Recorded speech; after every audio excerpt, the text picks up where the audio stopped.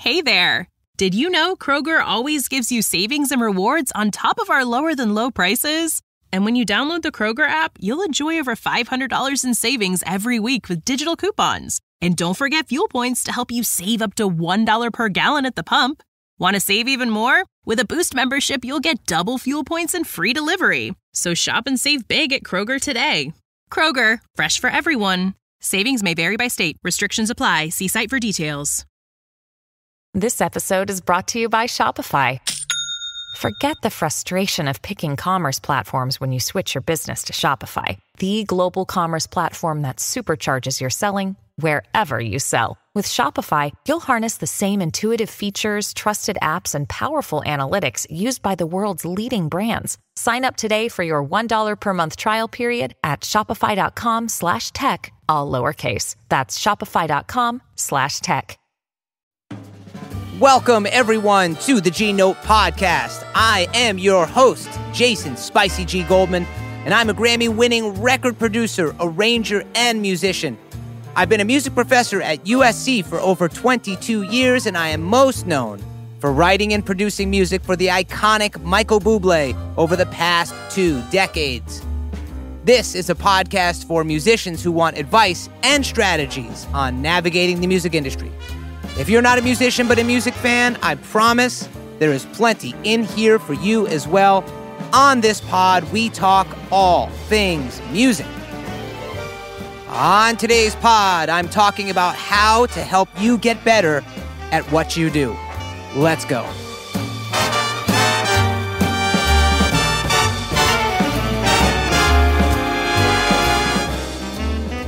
All right, everyone, welcome back.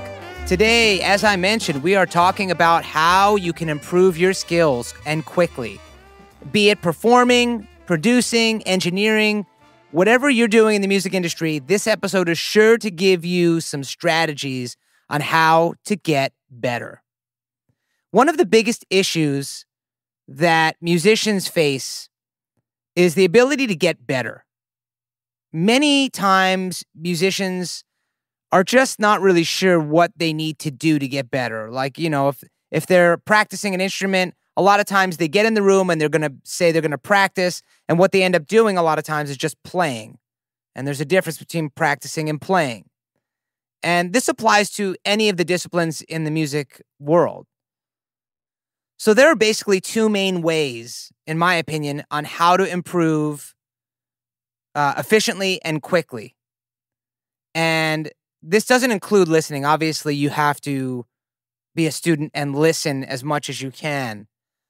But my 2 ways that I recommend are, number 1, taking private lessons, and number 2, doing transcriptions. Let me explain. So private lessons, this is obviously self-explanatory, but let me tell you why this is important. This is typically the most important part. Like if you're going to go to a music school, this is like the most important part of going to a music school. Sure, you can take private lessons from someone not at a school, but the school holds you accountable. And I can tell you from my experience, students need the accountability. First off, you can take private lessons on anything. A lot of people don't realize that. They think it's like just, if you play an instrument, you can take a private lesson. That's not true. You can take lessons on music production, lessons on film composing, lessons on how to mix or master. I cannot stress enough how important it is to get private lessons. This is when a teacher is focused specifically on you alone, focusing on your issues or things that can help you specifically improve. This isn't just like a general class or a bunch of different people. This is specifically for you. Here's an example earlier in my music production career, when I would do a ton of songs. I wouldn't have the skills to finish the songs. Like I had just learned how to produce, and I got all the pieces and parts together of the puzzle, but I just didn't have the glue to finish it off. I didn't know sonically how to finish it. And typically when you work at work higher level records, you would send your music out to what's called a mix engineer. For those that don't know, a mix engineer takes all of the tracks of your song and balances the volume, creates space for each part in the sonic spectrum, enhances the overall sonic quality.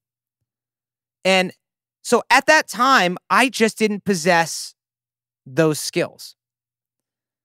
If you don't know how to mix, you have to send your music to an external mix engineer. And guess what? Mix engineers cost money and can range from like a beginning mix engineer at like a couple $100 a song to a master engineer, someone like Serban Gania, who is likely above $8,000 per track. Plus, he probably gets a point or two on the song. A point or two is like a percentage of the master recording.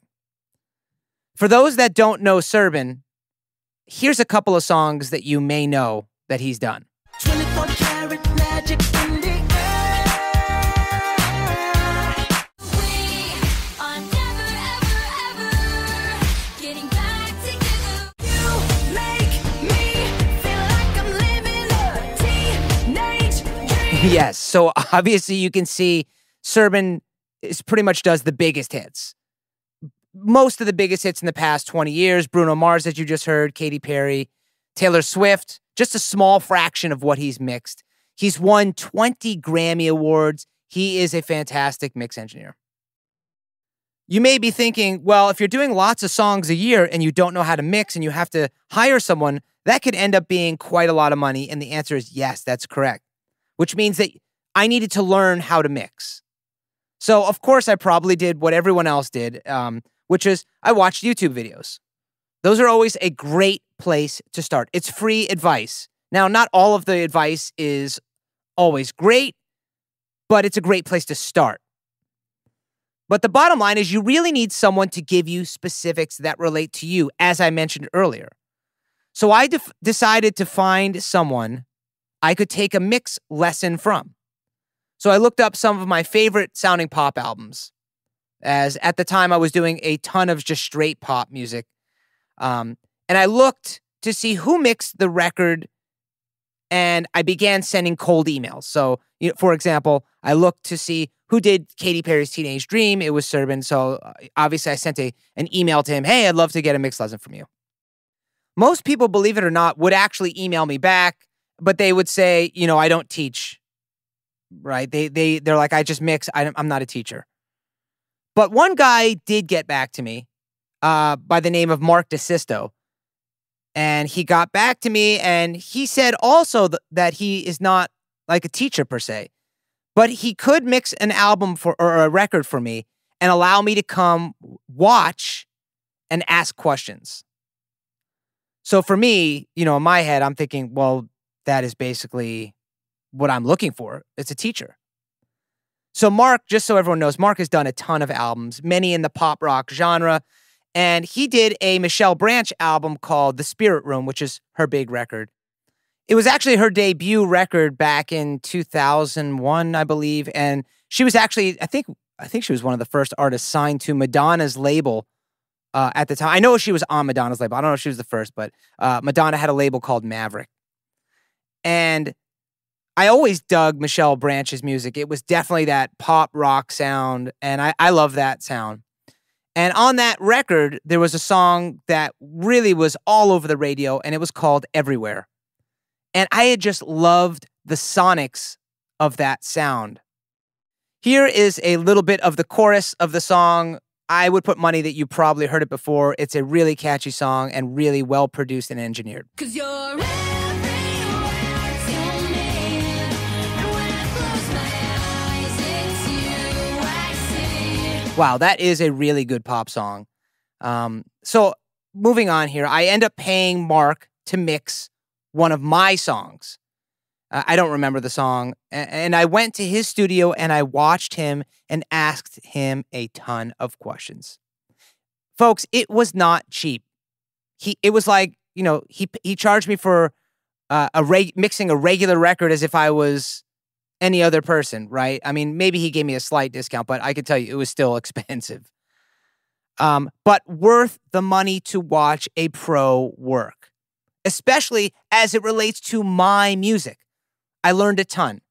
Not only was it great to watch and ask questions, but he would also give me recommendations as to gear I should get, plugins, just a ton of information that anyone who would have read a textbook would have necessarily got that, right? Because I asked for specific gear for what I was trying to do. And yeah, there are some general mix plugins, but specifically for the genres that I was working in. So over the course of the next year, I would work on my mixing, and it got to the point where I was not only mixing my own music, but I had gotten good enough where people were now starting to ask me to mix theirs. And obviously, hint, hint, here's another revenue stream that I created for myself. So again, folks, take private lessons. You will get better very quickly. Hey, it's Kaylee Cuoco for Priceline. Ready to go to your happy place for a happy price? Well, why didn't you say so? Just download the Priceline app right now and save up to 60% on hotels. So whether it's Cousin Kevin's Kazoo Concert in Kansas City, go Kevin, or Becky's Bachelorette Bash in Bermuda, you never have to miss a trip ever again. So download the Priceline app today. Your savings are waiting. Go to your happy place for a happy price. Go to your happy price, Priceline.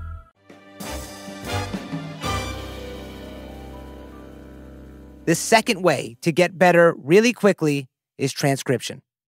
Now, this is a technique that all of us jazz musicians use. It is at the core of how jazz musicians typically learn the music. By the way, this again applies to not only instrumentalists and vocalists, but producers and engineers, and I'm going to talk about that in a second as well. One thing that drives me crazy when you talk to other professionals that people are always saying to be unique, be yourself, don't emulate others. And while this may be true when you're at the level or ready to hear that, I call a huge BS. The way I learned how to produce music was emulating. It's exactly the way I learned how to play jazz saxophone. In jazz, I would listen to incredible musicians like Charlie Parker or John Coltrane or Miles Davis.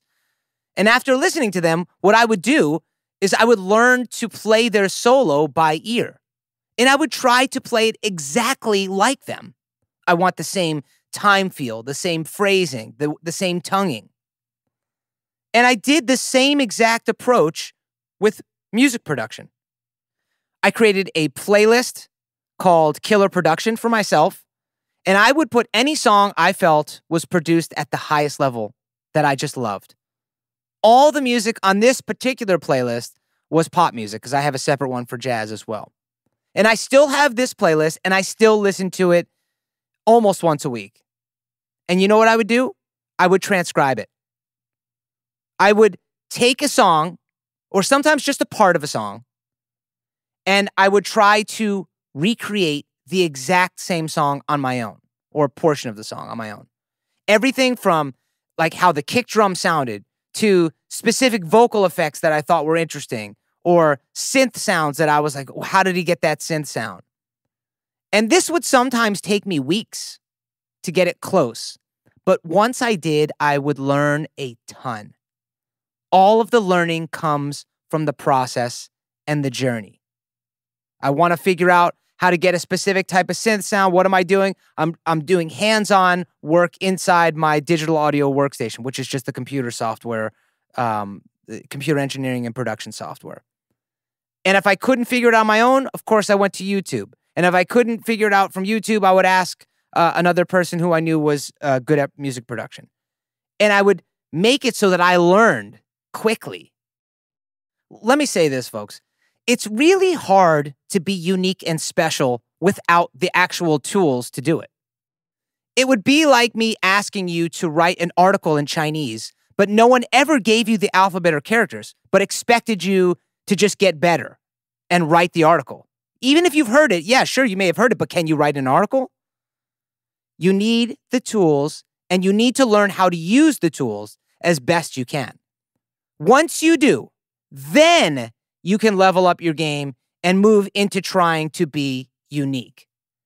Until then, study, learn, be a student, transcribe, and you will be well on your way to success, not to mention other possible revenue streams.